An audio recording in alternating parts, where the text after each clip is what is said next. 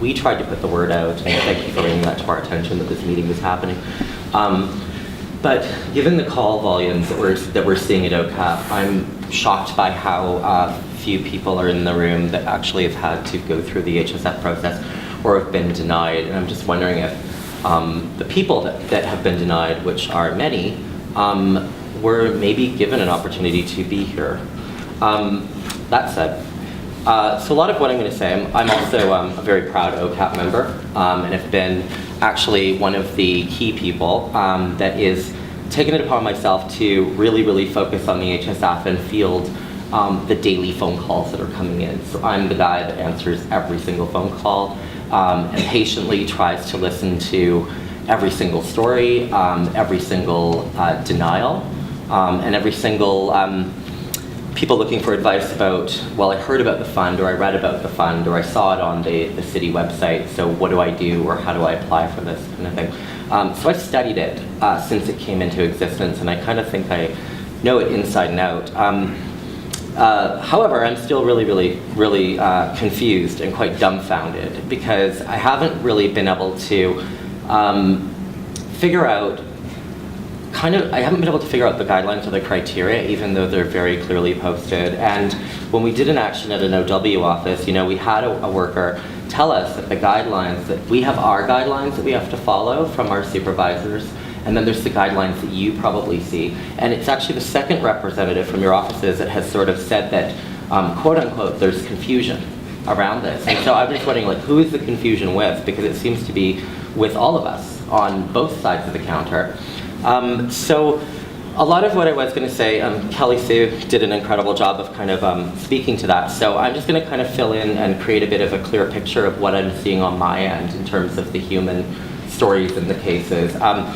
So this is, and I showed you this to you at the meeting, which we had, which I'd forgotten to give you a copy, and no one really asked me for a copy either, and it's actually 41 denials. That's a lot, and they're right across the board. So I'll be using my 5 minutes to just really specifically talk about people's stories and the denials that we've seen, and maybe asking what type of follow-up might be, how these cases can be re-looked at so that OCAP doesn't have to do all of the legwork at bringing the cases directly to your doorstep, which we're fully prepared to do. Like a case that we just recently had where the person was denied, a very watertight case with a doctor's letter, a letter from a community center, a letter from a shelter that the person had come from, basically meeting every criteria beyond and then some. And you'll be hearing from this person in a few minutes, so I won't give her whole story to you, but it's one of many stories where people can't figure out what the criteria is, what they're doing wrong, and why was I denied when I met all of this criteria. We have a woman, and I've gotten their permission to share the stories with you, and some of them we're also giving your contact information, and we'll be sending their stories in as well, which will hopefully help. But Cheryl, for example, is undergoing cancer treatments. And these are real people. These are not things we sat around for hyperbole to try to make up. And I've made sure that I can actually give you their phone numbers to follow up on after.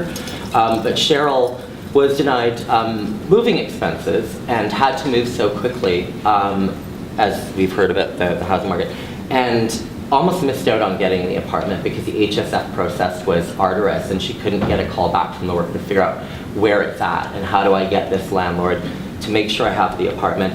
But most importantly, what she really ran into was not having the funds to move and not necessarily having a big support network around her. So she had to borrow the money, and that money, and then on the spot, really quickly, because real life doesn't happen by guidelines. It actually happens quite organically, and emergencies happen.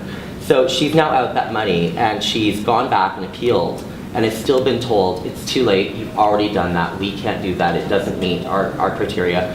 And so she's out that money, but has had to take that directly out of food money to start paying the person back. And when you're on ODSP, we know what the rates are. We really wish the rates were being raised, but people on OW at $600 a month when rent in Toronto is an average of $7.99, it's impossible to pay somebody back. Like $5, $10 means the difference between food or toilet paper or things for your children. So We also have a gentleman named Henry who has had to go to legal aid. He had to take his case all the way to legal aid and get their advocacy and get them to write letters. And the amount of legwork involved in that, no one should be having to go to these lengths to basically get so many other people in the mix. And I'm wondering, so to deny him $500, how many workers did it take? How many meetings? How many OCAP volunteers? How many legal aid hours did it take? Like, what are those wages? What does that add up to compared to the $500? Like, it actually costs way more money, way more money to deny this person than it to eventually kind of relent and end up giving it to him in the end anyways. So clearly there's an issue and there's a problem with the amount of work that people have to do and the amount of legwork, and every trip for somebody that's low income costs another $3. And you're not going to give them that on their medical transportation form that you've had them fill out.